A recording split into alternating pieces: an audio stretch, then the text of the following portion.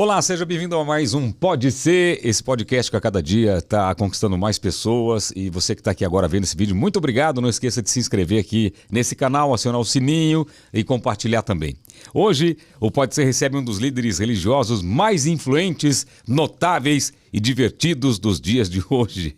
Ele ganhou muito destaque aí com seguidores nas redes sociais, porque ele tem estilo bem humorado, eu adoro. Aliás, as pessoas até usam os áudios dele para fazer dublagens, porque são áudios bastante interessantes e divertidos e sempre com uma mensagem profunda. E vamos agora falar sobre assuntos religiosos e também sobre o matrimônio.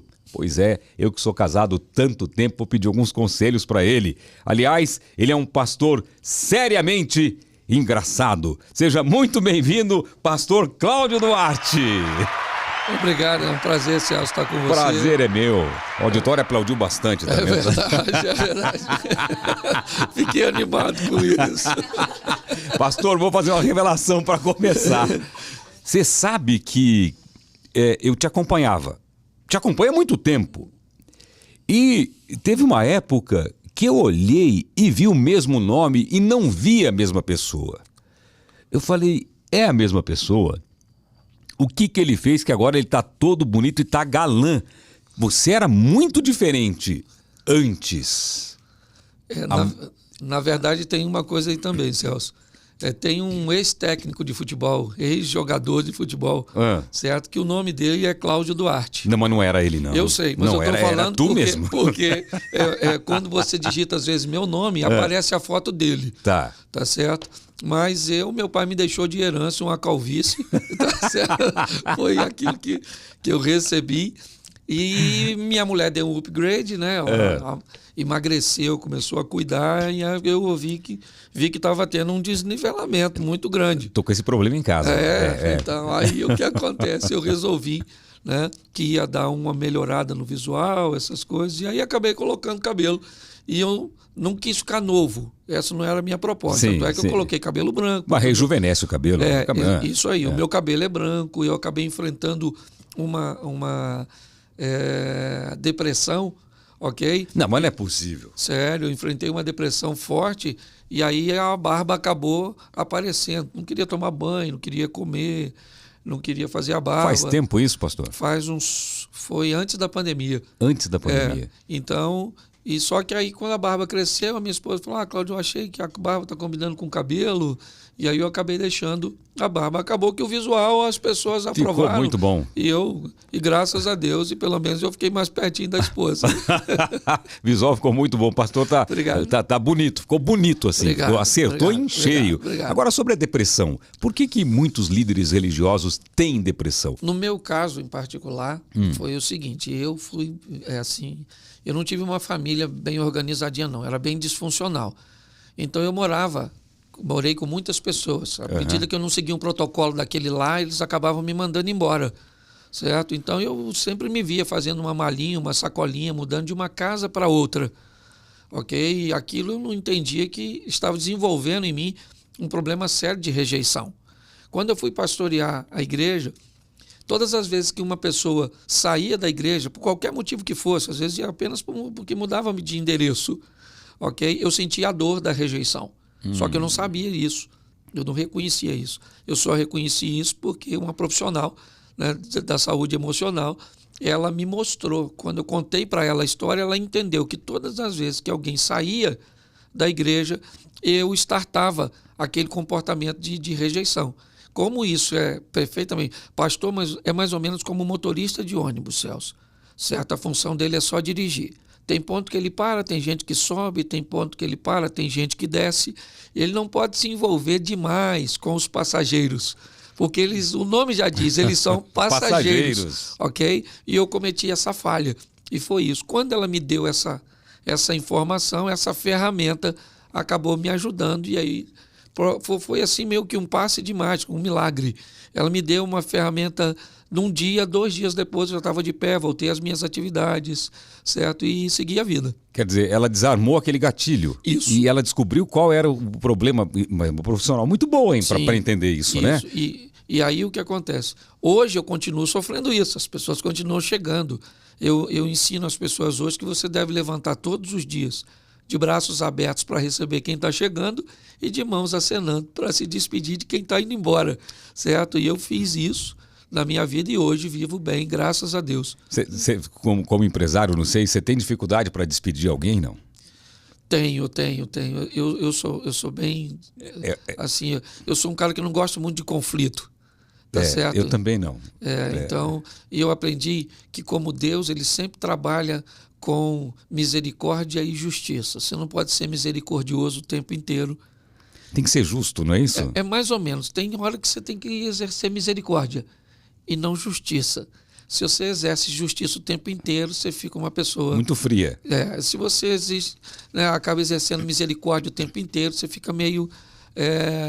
que fraco, né? Pelo menos assim, que as pessoas vão te meio leviano. Sim, como se fosse um grande ingênuo que acabam abusando de você. É igual casamento. Seu casamento, você alterna felicidade e razão. O dia que você quer ser feliz, abra mão da razão. O dia que você quiser ter razão, abra mão da felicidade. Ser um pouco surdo também resolve, não? Então, mas o dia da surdez é o dia da felicidade. Aí as pessoas, o que eu levantei hoje? Eu quero ser feliz. Então todo mundo te faz de bobo. Você diz, hoje eu quero ter razão, então não brinca comigo. A gente vai falar bastante sobre casamento, porque é um assunto bastante interessante, né? Mas ainda na depressão, quando começou a dar aquela afundada, porque a gente vê, não, em algumas igrejas, você vai ser curado, tenha fé, que Jesus vai curar você da depressão. Quando pega um líder religioso, eu fico imaginando que certamente já ficou de joelho muitas vezes pedindo para Deus para ser curado e para tirar aquela coisa ruim dentro de você. Você chegou nesse ponto, não chegou, pastor? Só que eu sempre fui muito transparente com tudo que eu vivi e até mesmo comigo. Ok? Quando eu descobri que a tristeza ela estava passando de 15 dias, eu comecei a entender que não era mais uma coisa normal. Certo? Então, eu comecei a ver que ali estava ficando meio perigoso. Foi aí que minha esposa acionou, né? Logo depois, uma amiga nossa que foi lá. Mas eu nunca tive problema com isso, porque eu sempre fui muito transparente no altar da minha igreja. Sim. Então, eu sempre falei dos meus problemas, das minhas crises. Inclusive, eu falei para a igreja que estava enfrentando um problema de depressão, certo? Até para que eu conseguisse me igualar a eles. Essa é a minha proposta. Tem alguns líderes religiosos que preferem vender a imagem do super-homem. Quando o cara faz isso, ele vai ter problema até para explicar um resfriado. Ok? Mas como você acaba tratando, né, um ambiente bem humano, né, uma coisa bem nivelada, então, aliás, eu recebi muitas solicitações e pedidos de ajuda porque eu venci a depressão. É interessante, isso é importante. Tem muita gente que acha que só está triste e não sabe que está entrando numa depressão profunda, né? Sim, tem que ter cuidado com o tempo que essa tristeza vai durar, ok?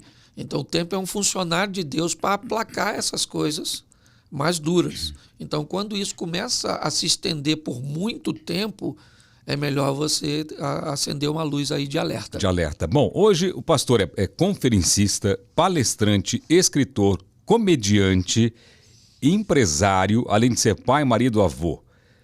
Como que você faz tudo isso? E como que você divide, vamos supor, um show de stand-up de um culto, por exemplo? É um grande desafio até por causa daqueles que estão indo no evento. Sim. Eu sempre explico muito bem quando é uma palestra. Senão o cara vai a uma palestra e ele aguarda, né, um apelo no final. Você quer receber Jesus? Às vezes eu estou numa empresa e no final um dos colaboradores, né, que me admira vai lá, mas eu achei que o senhor deveria ter falado mais. Né, o senhor não trouxe a Bíblia, não abriu. Então as pessoas confundem muito isso. Eu não, eu tenho que ter cuidado. Às vezes você dá um deslize, né, e pede um amém. Manda uma piadinha, amém? Isso é mais ou menos isso, tá certo? Então, você se atrapalha, ok? Quem achou graça, grita aleluia! Mas também já fiz, né, um stand-up, ou melhor, um culto, e acabei contando uma piada que não devia. Então não dá para ser aquilo que você estava falando sobre o ao vivo, né? Não dá para você controlar o tempo inteiro. É verdade, às vezes escapa. Porque é uma linha muito tênue, né? De você ser engraçado, fazer as pessoas rirem e manter uma linha sem sair do que é o propósito, né? Eu imagino isso. Você no altar da igreja, que deve ser super complicado isso. Mas a cabeça vai aprendendo, não vai? Sim, depois de um tempo você pega o jeito, exatamente, né? O cérebro já sabe. Você vai com feedback, está olhando para as pessoas, falou alguma coisa. Eu acho que é legal nós usarmos, eu uso bem aquilo que eu chamo de nível, certo? De comunicação.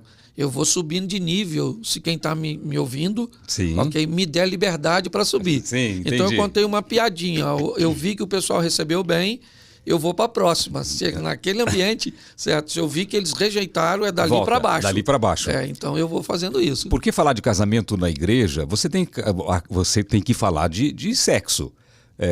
Não abertamente, mas você usa um jeito para falar que é interessante, né? Que você consegue passar a sua mensagem, as pessoas acham divertido e elas acabam assimilando aquilo de uma maneira positiva para a vida delas, né? Na verdade, eles nem deveriam se sentir desconfortáveis, porque quase não fazem mesmo. Na verdade,